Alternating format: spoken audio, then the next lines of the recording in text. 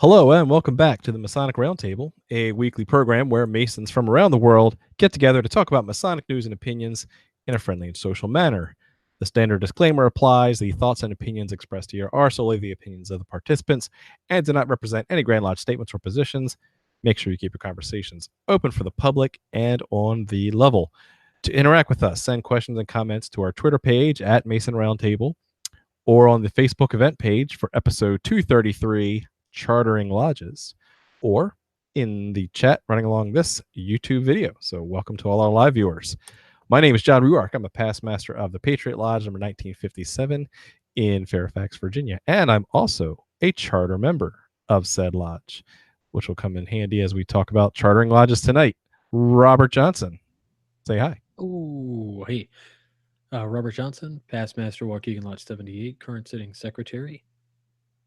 Back to you. All right. Short and sweet. Last but not least for now, Jason Richards. Hey, good evening, everybody. Jason Richards here, past master of Acacia Lodge number 16 in Clifton, Virginia, and member of the Colonial Lodge number 1821 in Washington, D.C. Very cool. Let's see. Mike's running a little late. So is Juan, but hopefully we'll one or both of them as we get through the show. For Masonic news this week. They don't love us anymore. You know what? That's a good segue into Masonic news. Tuesday nights has become increasingly harder to get the five of us together. We've had some comments going, hey, we haven't seen so-and-so in a while, and what's going on? And it's because... Are you guys stopping TMR? Don't let the music die. So yeah, because Tuesday nights, we've been doing a Tuesday night show for 4.5 years. It's amazing. So with everything, there's a season, and we have to kind of move some things around. So for those who listened last week, we did troll you a little bit. I'm sorry. We're not ending TMR, but we are moving to... Hashtag not sorry. Sorry, not sorry. That's right. If you try to tune in next Tuesday, you will not see TMR. Instead, you will have to tune in next Thursday, October 18th, 2018, 9:30 Eastern, 8:30 Central. So don't try watching TMR at 10 p.m. October 18th. We'll be halfway done. And that's right. It's going to be awesome. Hey, we got a really good show for you next week. So I'm really excited about it. Next Thursday. Next Thursday. Yes, half an hour earlier than normal time. Yeah. So, yeah, don't forget, set your watches. We had to move things around because, again, lodge commitments. Mike's just leaving council now, so, we'll see. But hopefully that'll work out better for all the hosts, and that means that if you get the podcast version of the show, you'll hear that the following Friday morning, hopefully, if all goes according to our regularly scheduled. Yeah, it's really kind of cool, right? So you're going to have TMR live Thursday, then you can listen to the podcast on Friday, and then read a Midnight Freemason article on Friday, and then on Sunday, listen to Whence Came You, and then Monday, Midnight Free. We got you covered everywhere. Everywhere. I love it. Good stuff. So make sure you tune into that. That's all we got from Masonic News this week. This week's topic is on chartering lodges. This is something that is near and dear to most of our hearts because many of us on this show in particular have been involved, responsible, or a charter member of founding a new lodge within the state of which we reside. So tonight we'll talk about some of the procedures, some of the differences across the jurisdictions, and then some of the pains and gains that we felt as we were going through this process of chartering lodges. Now, when I talk about the Patriot Lodge, number 1957, that is an academic lodge. At the time when it finally got its charter, meaning its warrant from the Grand Lodge that it was authorized to work as a regular lodge, that was on November 11th of 2011. 11/11/11. Made it easy to remember. And that was the first chartered lodge, regular lodge, not like a daylight lodge or a research lodge, but a full constituted lodge in about 30 years. And so it had not been a regular occurrence for a brand new lodge to be chartered in this fashion. So we'll talk a little bit about that. We did cover some of that in our academic lodge episode, but now we're going to get into some of the legal nuances of what we had to do in order to get to that. And there's a picture that Jason is showing. Let me switch over to Jason's camera. Look at that handsome crew there. A few of the fine folks that were involved in that's the Constitution ceremony or thereabouts of the Patriot Lodge. Robert, I know that you also are in the process of chartering a new lodge. Is that correct? Maybe, Possibly. possibly. Yeah, I've been doing a lot of research into what it takes to charter a lodge, and there are some extreme hoops you have to jump through to do that. And it's probably warranted, right? I mean, you can't just have the 18th century rules, right? Where a bunch of guys just get together and say, "Hey, we're going to practice masonry," and we get a lodge. So, yeah, there's some hoops you got to jump through, and I suppose we'll get into that in a little while. Alrighty. So let's get into that.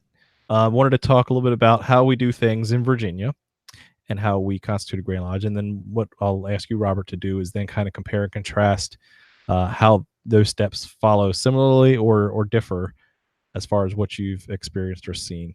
The first thing that a lodge has to do is basically work under dispensation, which means that it has to be under a trial period by the Grand Lodge. So you can't just wave a magic wand, get a whole bunch of guys together and say, poof, you're a brand new lodge. No. Never that easy.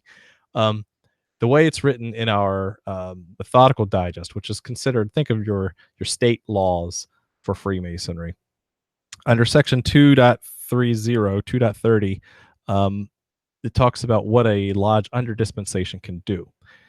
The short version is that when a lodge is under its trial period, it's under dispensation, it basically can do everything a lodge can do, except it cannot have bylaws, have a seal, issue demits, lay cornerstones, or elect any stationed officer. But it can ask for levies from members. It can raise new master masons. It can go through pretty much every other process. So it is a fully functional lodge in that aspect, but it's really not, literally signed, sealed, and delivered as far as a lodge as being an official lodge until it's worked a certain period of time. Usually that is about a year layover. So the Grand Master will issue a dispensation and say, go ahead and work. We got our eye on you. Don't screw it up. And if everything goes according to plan within the next year, usually the next grand annual communication, that lodge will come back. And if all the paperwork goes through and all the niceties were met, they will get their charter that following year. So in order to get that new lodge, to get that dispensation, 20 master masons have to sign a petition to get that dispensation. Each signer in Virginia shall be a master mason in good standing in some subordinate lodge holding under this or any other Grand Lodge recognized by Virginia. So that's kind of interesting if you think about it, that you could have a majority of master masons that are not even Virginia masons asked to create a brand new Virginia lodge. So it's technically possible. Later on, you'll see some text that says really it's up to the discretion of the district deputy grand master, who's kind of the think county level head honcho, to make the call of the character and understand they really know who the petitioners of this new lodge is, right? So again, there's checks and balances built in through this process. And so each signer shall state his present or his last lodge affiliation. So that's they have to make sure that they do their homework and check on that. Then it's presented to that district deputy grand master, that petition, and in that district of where that new lodge will be. Those district lines have been kind of clearly defined at each state level. If you're not familiar with that, just think of districts as kind of like counties within your state. They don't necessarily have to follow county lines at all, but more importantly, it's a group of lodges that are under a common district deputy grand master. Then, meanwhile, while they're working under dispensation, that because it is a regular lodge at that point, they need to have some um, appointed officers, and they're not elected yet because the grand master gets to pick. Usually, it's whoever kind of does all the paperwork to get things started. But they also have to have all of their warden certificates and all their proficiency that they know how to do the work as well. One thing I was telling Jason in the green room that I found kind of fascinating is that it's usually someone who's been a past warden or past master who gets the honor of being the charter master for this new lodge. But there is a clause that says if there are no past wardens anywhere to be found, someone could be a master of a new lodge that's never been a warden before and never held title before. So that's kind of a neat way around it, that you could get theoretically brand new, just raise a whole bunch of 20 master masons. They're right off the turnip truck, and they could get together, ask for a petition, and having never held a Masonic office, one of them could be master of the new lodge within a year. So that's kind of neat. It's possible, not probable, but possible. Then the district deputy grand master has to make sure that everything's kosher, right? They want to make sure that they know who who is trying to start this new lodge, and he'll probably have a couple meetings to figure out how they fit in with the other lodges in the district, make sure that he understands their characters and all that. But then hopefully, after all things go according to plan, and there's really no reason why it shouldn't be, the lodge will get its charter by, again, the next grand annual communication, which will be a big deal. And then the lodge will have to go through, like, usually a consecration ceremony, where it's just a nice public ceremony, one of the few public ceremonies that we have in Virginia, where the Grand Lodge will come. And it's very similar to like a cornerstone laying ceremony, where they'll kind of do a little ritual and talk about how they're kind of doing basically a blessing onto the new lodge. So we had to do that as well when we constituted Patriot Lodge. Another fun fact: a lot of these guys in the Grand Line hadn't seen that done for about 30 years, and so a lot of it they were kind of figuring out as they went. Not literally as they went, but it was kind of a scramble to figure out how that all worked. So that's the general process here in Virginia of what it takes to constitute a new lodge beholden underneath of the Grand Lodge. So it is a process. It does take some sweat equity, as far as 20 master masons to sign, a lot of greasing the skids with the district deputy grand master and all the Grand Line officers. So it helps, and we'll have some little tips and tricks of how you can help grease those skids. And then a lot of work for at least a year to make sure that you're not going to give up on this idea. Robert, what has been your experience in Illinois? So in Illinois, we have a few different things that I guess will be odd to you, maybe.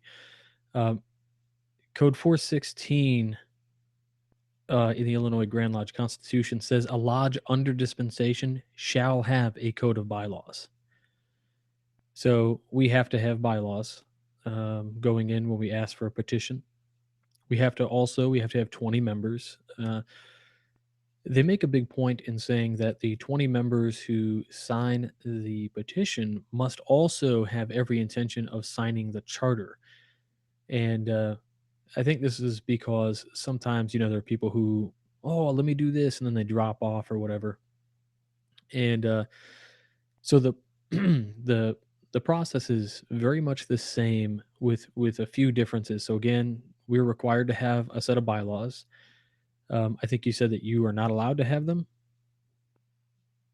Correct. You cannot have bylaws until after you're chartered. Right. So that's, but it's just good and bad, right? For obvious.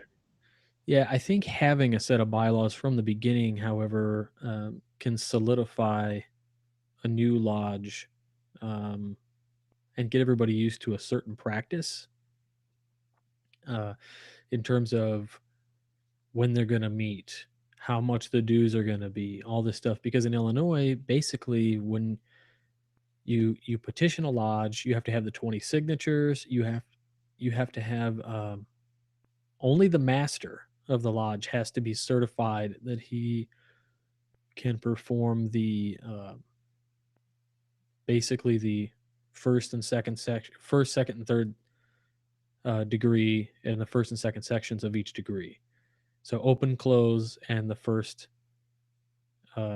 section of each degree have to be able to be performed by the master, and the grand lecturer or a certified lodge instructor who may be appointed by the grand board of examiners has to be there and sign off to say, yep, the master is good to go. So we don't have warden certificates.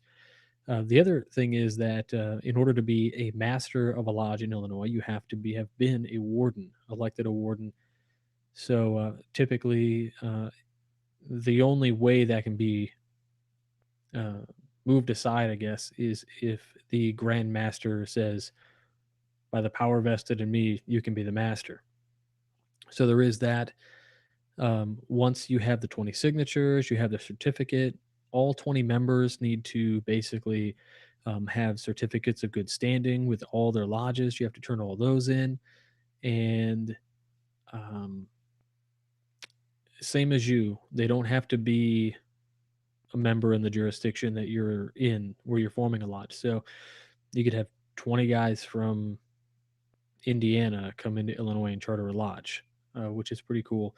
And that's really helpful too, right? Like if you have an out of state brother or a few out of state guys who are really into the mission and they want to join your lodge or they want to help start this lodge, their signatures count toward your goal. So that's pretty neat.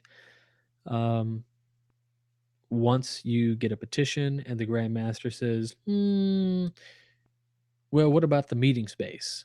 So in Illinois, you're also obligated to put together like a diagram of the lodge that you're meeting in so that they can see that you have the proper rooms, the proper space, all of that. And then once you have all that, those go in. Grandmaster waves his wand and says, okay, you're under dispensation. So while under dispensation, there are a few things that we have to do. Number one, we have basically a physical inspection of our meeting space. We have to perform. We have to take a candidate from entered apprentice to master mason, and there's no set time to complete all this. So you might be under dispensation for years, and then eventually you can get granted a dispensation to meet as a lodge anytime, but only at Grand Lodge sessions or communications will they issue the charter. So if you do all your stuff, you dot all your I's, you cross all your T's, then at Grand Lodge the following time, whenever it is, that's when they'll say, okay, yeah, we're going to award you a charter. Congratulations. Illinois just chartered a new lodge, Medina Lodge, which is actually located in a shrine temple in Addison, Illinois. They just got their charter this year, which is pretty exciting for those guys. Last year, a really nice lodge that meets in Ravenswood, Chicago, they got their charter last year, and it was an amazing ceremony. They came out with their huge banner, and they were super proud. It was awesome. But yeah, very similar ways to do this. There are checks and balances. As far as greasing the skids or whatever with the district deputies and whatnot, not a huge issue here. Really, what they're doing is very administrative tasks. It's pretty, I guess, open in terms of how all that's done. It's not like super militaristic. It's like, do you meet this qualification? Check, check, check, check, check, check, check. And then by the time it's done, turn it in. And the Grand Master is satisfied that this is for the good of the fraternity. You're doing the work. You're making masons. Good. Go. You know, that brings up a really good point. you and I being both process oriented people, man, how great would that be to just have a clear, objective, not subjective checklist that says, boom, boom, boom. If you meet these things, you're good to go. No kissing I ring. made No. one. How amazing would that be? Yeah. So that's exactly the thing is there's so much to do and they give you a packet and the packet is really simple. Like the verbiage on it, I can read you a portion of the verbiage. It says like, we, the undersigned master masons in good standing, have the prosperity of the craft at heart, blah, blah, blah, blah, blah. We have a certificate conferred all said degrees in ancient craft masonry correctly and in full, and a certificate of which from brother so and so, whatever Grand Lodge guy. And the weird stuff though is some verbiage like we have also procured a suitable and safe room where to practice Masonic rites with convenient anterooms which to conduct Masonic ceremonies. Uh, the weird verbiage is like the material in the temple where the said lodge is proposed to be located is amply sufficient to build up and sustain a healthy and reputable lodge, respectable in both character and number, and no other lodge will be materially injured by the contemplated new lodge. The population of said blank is blank, as shown by the latest official enumeration of the number of lodges now established in said blank is blank. So they're like looking for the population density of the area. It's almost as if they're concerned with market saturation, which Competition. they should be. Let's pressure the market. Right. Like right now, we probably have, well, we do. We have market saturation. We have more than we need, right? There's too much masonry and not enough people buying masonry.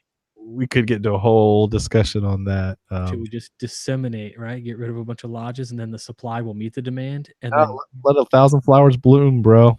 you keep it just under what we need, and then there's constant demand. That's how you artificially create demand. The central planning artificially works creating a every time. shortage. Oh wow. Oh, that's his business time too. Sorry, wrong podcast. We need to do a podcast on that. It's a great idea. I found while we were just talking here some pictures of our petition ceremony. Well, ceremony. Us getting 20 or more Master Masons together to sign a petition for dispensation for a brand new lodge.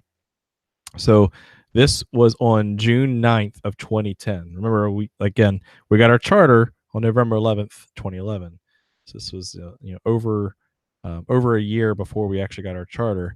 But that right there is the petition for a new lodge, and you can see a couple of members who are signing up as charter members of the lodge. A little blurry picture there, but that's kind of the form that we submitted to the Grand Lodge asking can we form a new lodge.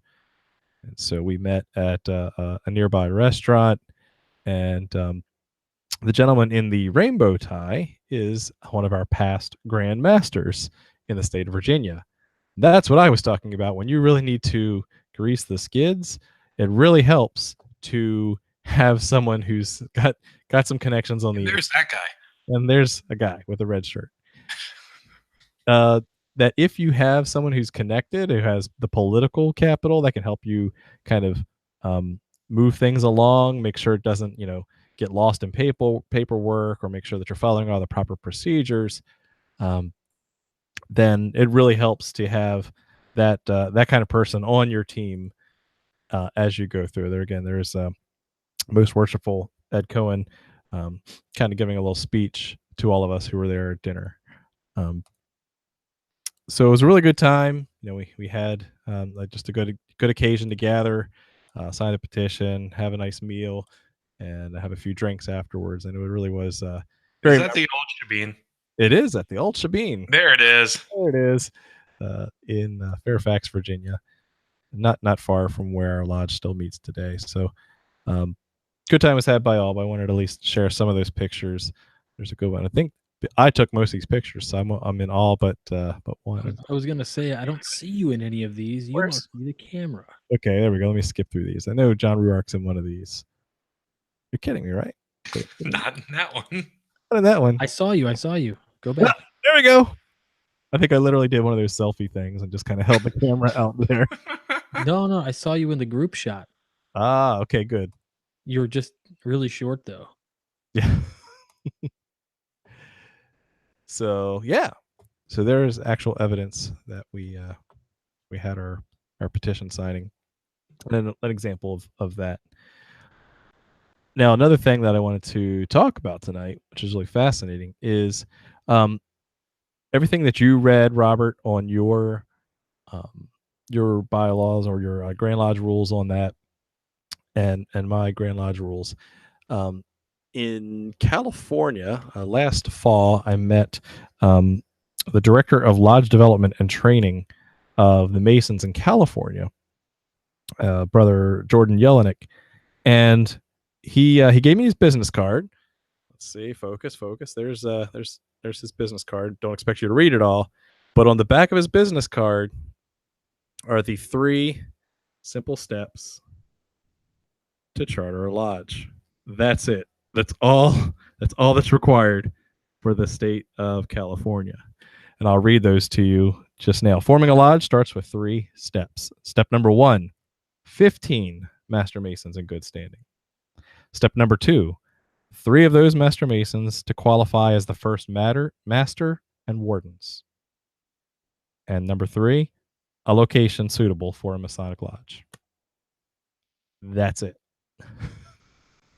None of all this, you got to talk to so-and-so and wait a year. Like, that was it. Forming a lodge. It starts with 3 steps. If that's the easiest, I could only suspect an AMD chapter is the hardest. Go on. 3 years. 3 years. Almost. Because it's in an unconventional chapter or council. I'm just saying we turned in stuff 3 years ago. Yes. And we're still checking in. It ain't gonna happen. You say that, but the guy told me February. It's gonna be February before they come back with a decision declining our offer. No, you got it. We'll see. Yeah, so that's amazing. If it's that simple. I mean, they did that by design. They wanted to remove a lot of the extra fluff that was required in other states, so that way it makes it easy for brothers who want to form something. Again, only 15 Master Masons. 3 of those have to be ready to work. So it's very simple to start that up. So what about the benefits of starting a lodge? Like, you talked about this 15 guys, you only need 15. And in our state, it's 20. And that doesn't sound like a lot, but if you have a specific mission, that has to speak to 20 dudes who really, really, really want to be there, because we're talking about financial investment. That's the other thing too, is it costs a lot of money to start a lodge. Does it? I'm going to play devil's advocate. I mean, it can cost a lot of money to start a specific focused lodge. Mm-hmm. And so I asked my Grand Secretary, Frank Klein, fantastic dude, answers my emails at 10 p.m. But he said that they don't see a whole lot of growth in Masonry with new lodges. What they see are people who join the new lodge and demit from the old one, and the number stays the same. So my question is, but if they're more active in the new lodge, then Masonry benefits. I agree. It's just an intangible benefit. So do you think like California has that as their intangible benefit, like why they're using 15 and why they made it so simple? Or are they saying, listen, for the Masons who are super serious and want to be around guys just like them, this is how fast you can ditch the grumpy past masters and start your own thing? I think it was more the latter. If my conversation with Jordan serves me right, it was that the ability to, I wouldn't say form an affinity lodge, but basically to say, if I feel like I have a better fit and I can get 15 or 14 other Master Masons who are willing to go on this journey with me, we want to make that ability to stay together as a unit much quicker, much easier as a process to get the lodge started, instead of being stuck with, oh, we're all friends, but you got raised in that lodge and I got raised in this lodge, and we're really kind of left shoes in our lodges. Well, why don't we just form our own lodge, and then hopefully, it'd be great to see what the data is, but hopefully that as Jason said, maybe retention will be a lot longer because you've had one skin in the game. I think that's a huge psychological benefit to doing that as well, right? Because if you create something, you feel like you got more value out of it. Think of it like making your own dinner versus buying dinner, right? Or something you've handcrafted has more sentimental value to you than something you bought. So same thing goes for Masonic lodges. Even though you may have been raised in one lodge, if you helped create a lodge, you're more likely going to stick with it. So just an idea. I'd love to see, again, the demographics and the statistics on does it work out that way. I would suspect that's really accurate, only because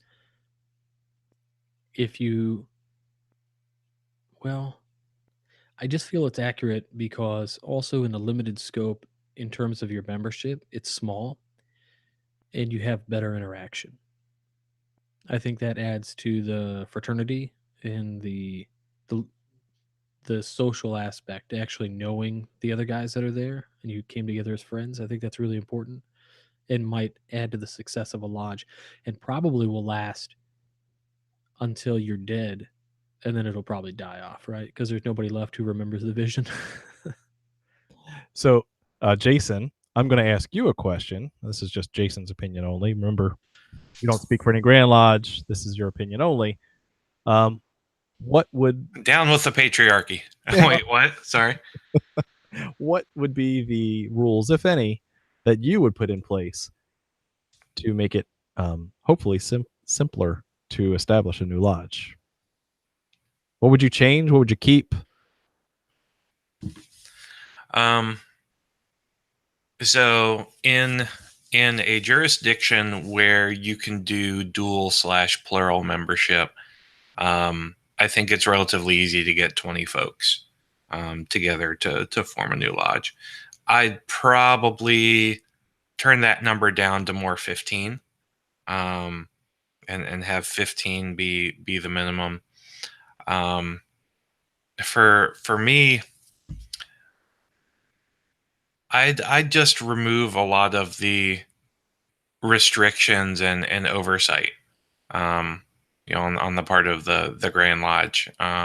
If you want to form a traditional observance lodge, go ahead. If you want to do a given affinity lodge with certain rules or certain specifications for membership or a certain due structure, go ahead. Like, as long as you aren't hurting anybody, then and it doesn't go against kind of the basic human rights of discrimination against race, creed, sex, that sort of thing, or sexual orientation, since we're all male. So for me, I think I'd just remove a lot of the oversight and push that down to kind of the lowest common denominator in the lowest level possible, because new lodges are, generally speaking, formed by the brethren at the local lodge level, not the Grand Lodge going, I think we should do a new lodge there. So just by removing impediments to the process, I think we could make it much easier and much more palatable of a thing to do. I do agree with the idea of putting a lodge under dispensation, just to make sure that the folks are committed, because I could see if we remove the dispensation process, we're going to have folks chartering a new lodge, and then it'll go it'll go dark and die after like 3 months. So I think there has to be 1 year's not that long.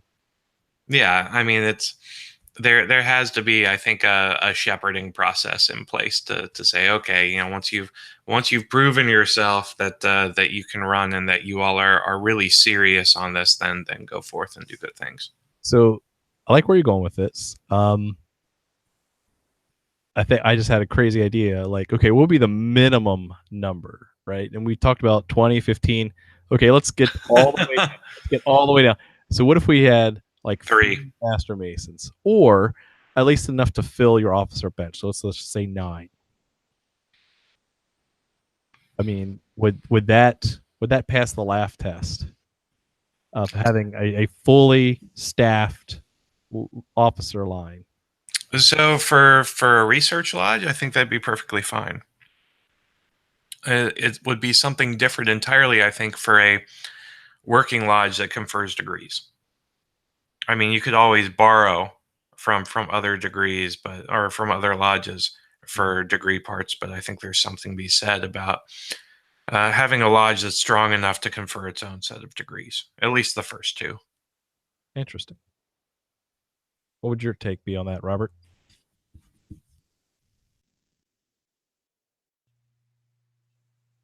Well said. Yeah, it's hard because I'm just thinking I pretty much fall in line with Jason. Wow. Someone agrees with Jason.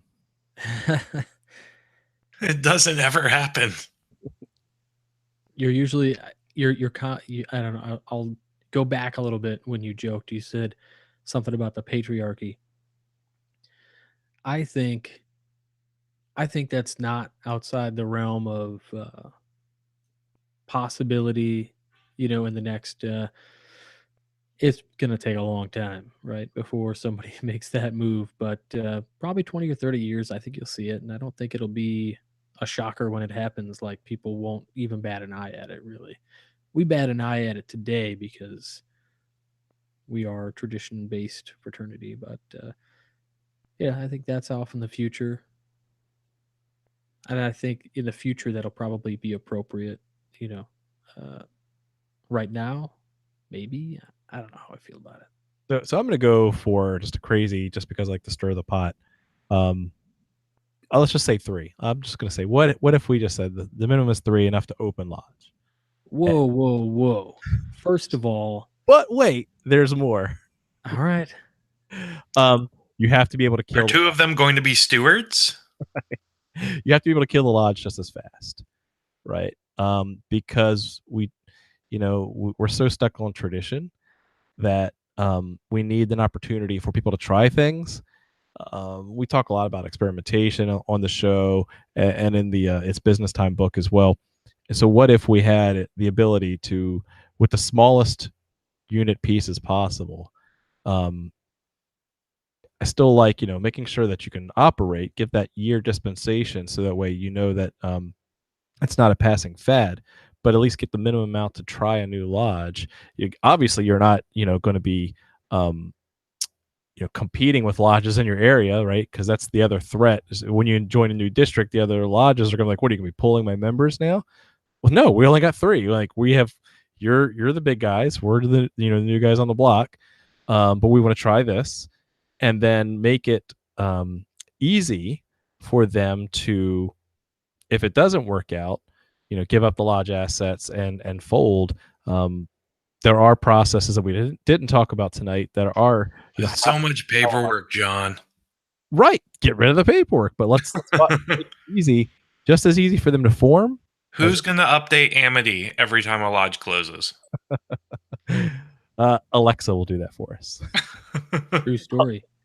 Alexa, mark my lodge as closed.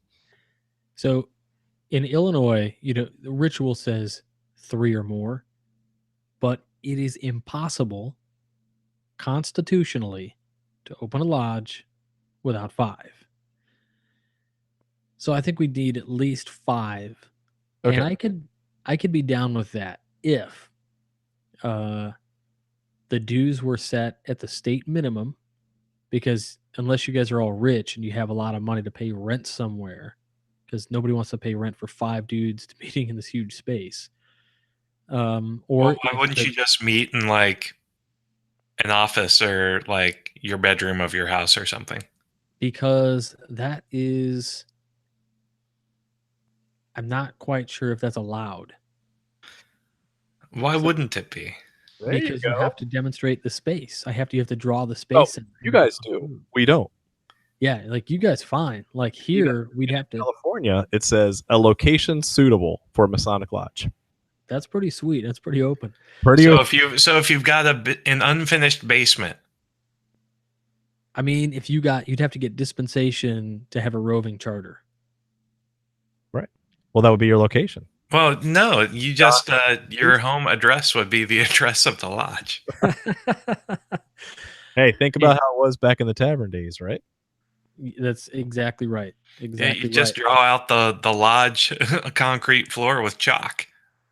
Perfect. I mean, you're preaching to the choir. I'd love it. Yeah. But good luck. I this last weekend I was at Grand Lodge Sessions, Illinois, and I ran into the Grand Master of Indiana. Talk about understands where we came from. That Grand Master is amazing. Oh, yeah? He talked about really getting back to roots and things, and I think he had some really progressive ideas about chartering lodges and whatnot. So Indiana Masons, he had it made, I think, Nice. and California too. Mhm. Pretty much anywhere that doesn't require 20 guys. Ugh. No, I know there was a blog post a couple of years ago, and I won't be able to find it for the life of me. Maybe some of our listeners can find it, where a Mason actually documented his experience going through the Grand Lodge of California's process of chartering a new lodge. So, so they've actually gone through that and documented how it wasn't quite as simple as those 3 simple steps. But it obviously was much better than some of the more onerous processes that we have in other jurisdictions. But I can't find that off the top of my head. So okay, Jason, any conversation going on out in social media land? Yeah, like always, we've got a great conversation happening on the YouTube chat. I wanted to go to our buddy brother Caleb, who had a great question that I think is going to make for an interesting discussion. And his question is: do you know of or have you experienced any difference in formality in chartering an academic lodge from a general lodge? So I guess that'll be routed to me. So yeah, I think we can talk about some of the lodge restrictions that Patriot tried to put into place. Not tried. We tried and successfully implemented, but it wasn't without With a couple hiccups, yes. a lot of wailing and gnashing of teeth. From an academic lodge perspective, you can go back and check our academic lodge episode. But the TLDR is that it's a lodge that has an affinity with members of a nearby university, based off of kind of the Harvard Oxford schema, the academic schema out of the Grand Lodge of England, and as part of that, one thing that we added into our bylaws, like cutting and pasting right out of like Harvard lodges, is that in order to join the lodge, you must be a student, faculty, staff, or alumni of the local university. In this case, George Mason University. That had us called elitists. That had us, by other Masons in the district, had us called elitists, had us called snobs, had us called many other things. Some things that may have been borderline on Masonic. But all we're trying to do is also show uniqueness and separation, that we're not trying to recruit potential Masons to joining your lodge in our district. We're purely focused on the university scheme. And but in order to make sure that we are not prohibiting any other Mason from joining, we then added in the clause in our bylaws that says, and any Master Mason in good standing can affiliate. So we have new members only have to be student, faculty, staff, or alumni, and then any Master Mason in the area can affiliate. One last thing on that is that means that you can't really be snobbish when you can say the janitor as well as the dean could join your academic lodge. Question: what's your affiliation cost? Same as membership. Is it same as membership? I'll have to go back and check the bylaws, but No, so I think the affiliation is standard across Virginia, yeah. and it's free for another Virginia Mason, but it's $40 for a non-Virginia Mason to affiliate. But then they pay the same dues. But they pay the same dues, yes. That's what I'm In As Illinois, a regular you're member. allowed to set those however you want. In addition to dues, you can make it free, or you can put a fee in there. Just curious, because a lot of people will say, it's elitist if you have some high affiliation cost or whatever.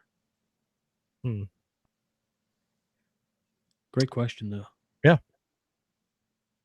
Anything else, Jason?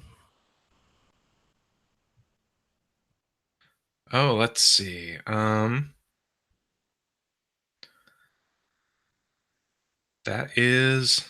That's about it.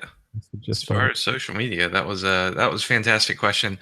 And again, the just because we don't call out part of a conversation in the show doesn't mean it's not important. So we really appreciate all of the work that everybody's doing, and all of the awesome opinions that are getting thrown around online, along with our YouTube video. So thanks for all the interactions. We love interacting with you live. That's one of my favorite parts of the show to this day. So keep it up. We appreciate it. Just don't come Tuesday night next week, because you're going to be disappointed. More so than usual in the show. Okay, let's start wrapping things up. Robert, famous plugs, final thoughts, go.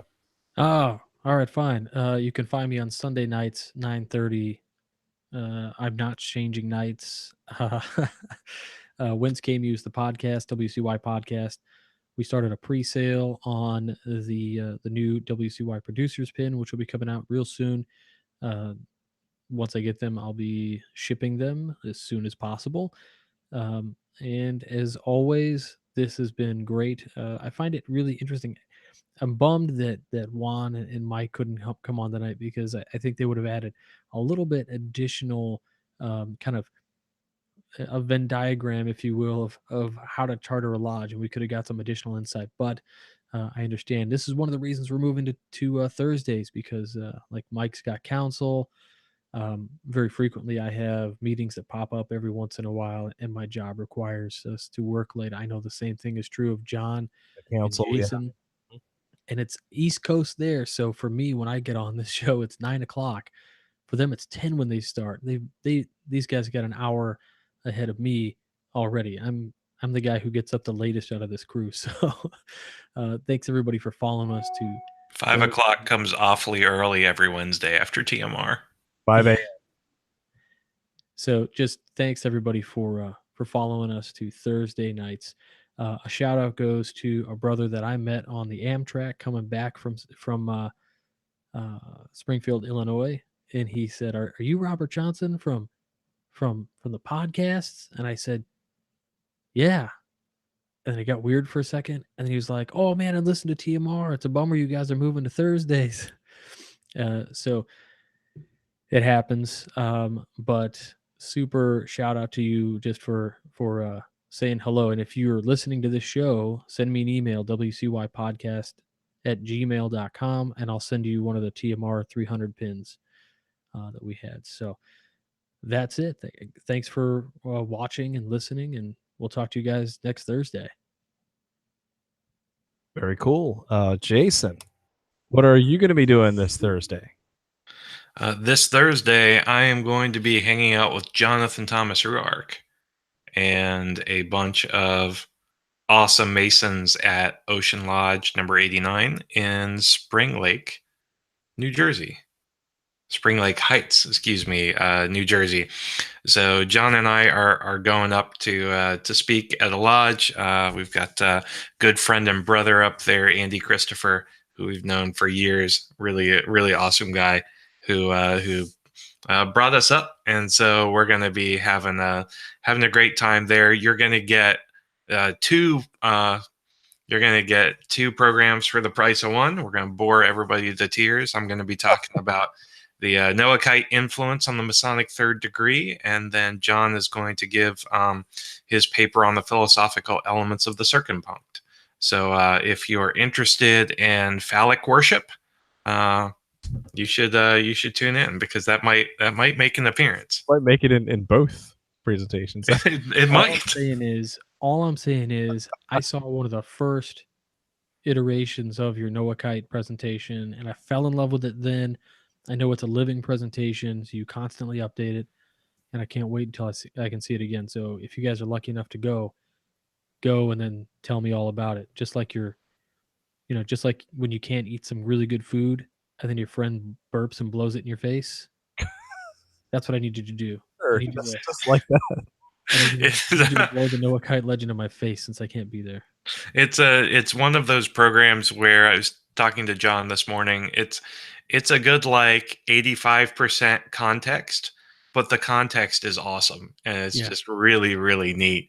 And then you get to the one piece of actual text where you can tie it into Masonry, and just kind of comes alive with all the context. So it's fun. It's the first big Masonic presentation I ever put together, and it's awesome. So John's is pretty cool too, FYI. Yeah. One thing I'm excited about is this is both Jason and my presentation are tiled presentations, right? I mean, we love doing Masonic education, everything we can talk about here. But if you really want to get to something where we can actually talk secrets of Masonry, that's the presentation you want to go to. So if you're in the New Jersey area, make sure you come see us on Thursday night. Yeah, and I hate doing tiled presentations, so I have an untiled version of this presentation as well. But stuff happens here, and then profit. It's like, and then something, and now we're back to it. Yeah. Good stuff. All right. Well, I will see you then. Go check us out Thursday at New Jersey, at Spring Lake Heights in New Jersey. And check us out next Thursday for our first ever Thursday night TMR. Great presentation coming up then. And just as a reminder, at the New Jersey Lodge, we'll also have some of the books for sale for It's Business Time, Adapting a Corporate Path for Freemasonry. And if you can't make it to Jersey, you can also find it on Amazon. So some of the things that Robert and I talked about as far as streamlining and running your lodge efficiently, a lot of that stuff is in there. So if you are going to soon be an officer of your lodge, and I know many of you are, it's probably good to go check that out. It'll help make your life planning your year in the East that much easier. Guys, thank you very much for watching. We'll see you next when? Thursday at 9:30 Eastern. 9:30 Eastern. See you then. Don't show up on Tuesday. Don't show up at 10. Hopefully they got it by now. All right, we'll see you then. Thanks very much for watching, and keep searching for more light. Have a good night.